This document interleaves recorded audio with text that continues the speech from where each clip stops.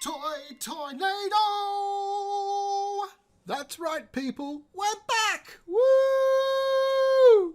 Hey Pete, I am super excited about today's episode. Oh, wow, Anthony. Straight to business. Not even a hello for our fans.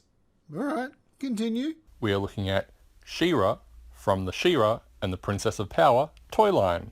Now Pete, you know I love Masters of the Universe, I have the power! but I definitely have a huge soft spot for the She-Ra cartoon and figures as well. For those of you at home who did not grow up in the 80s, She-Ra is the twin sister of He-Man. Or is it better to say Adora is the twin sister of Prince Adam?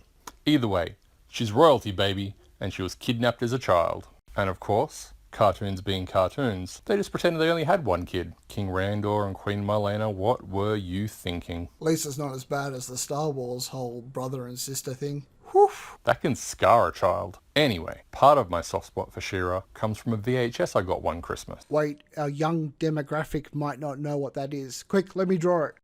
That's a VHS. Continue. I got a She-Ra VHS from my grandma, and it's one of the few things I remember her giving me. The other was a VHS of a little movie called Labyrinth. Meh. Anyway, I must have watched that video over and over again. But unfortunately, I wasn't to get a She-Ra figure until, you guessed it, I found it in that mythical second-hand store in my hometown. It was Lifeline. They do great work, happy to support them. So, the Princess of Power toy line ran from 85 to about 1987. And yes, you can argue that this is a doll line. And that's cool too. But how wrong would you be? It is an action figure line. Action figure.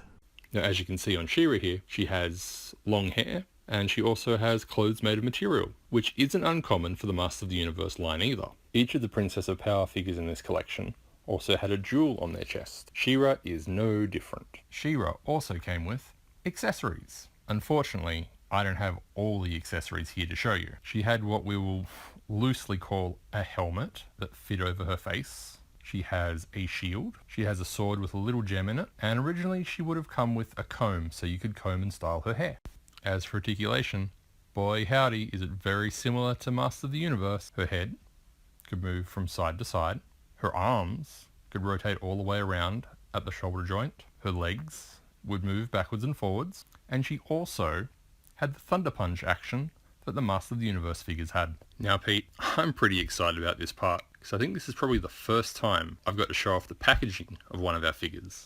It will of course come of no surprise to you Pete that I have an in-packet She-Ra action figure. The artwork on the front clearly displays Princess of Power and has a picture of her in the background. And it's very similar on all the other figures as well. I don't think there was too many except maybe Catra, who had their own little picture of themselves on there. And look, it looks like a pink Masters of the Universe packet. But as we turn it around, the art on the back looks more like fashion doll art. The drawings of the action figures on the back are a little bit more detailed and a little bit crisper than the Masters of the Universe ones. And of course, on the back, it gives details of how to activate She-Ra's action feature. But guess what, Pete? There's more.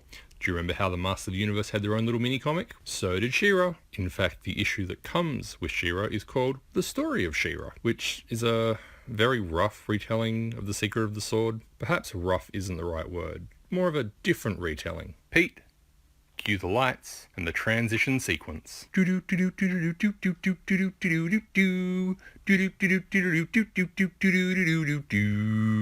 Now, Pete and I have decided to chuck in a new section for each episode that's called New Acquisitions. In New Acquisitions, just like the name, we'll tell you about something new that we've found and probably purchased. If you don't mind, Pete, I'll go first. To keep with the She-Ra theme, what I have, drumroll please, are you ready? Is Hordak! Yes, Hordak, leader of the evil horde, but what I have here is a Master of the Universe Classics Hordak. You see, Pete, you just wouldn't sell me yours, so I had to go and hunt down one of my own. Look, I begged, I pleaded.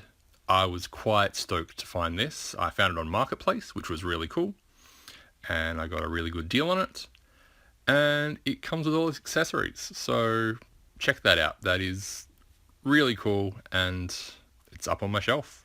I really don't think anything more needs to be said about this one. Pete, what's your new acquisition?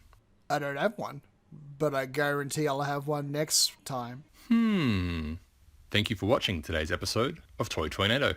Don't forget to like, subscribe, and maybe in the comments tell us who your favourite She-Ra action figure was. Or tell us how disappointed you were that they didn't make action figures for the new She-Ra series on Netflix. Still bitter about that. And, as I say at the end of every She-Ra episode, for the honour of love, I have the power. So can you. Big shout out and thanks to Chownrat for all the art for this episode.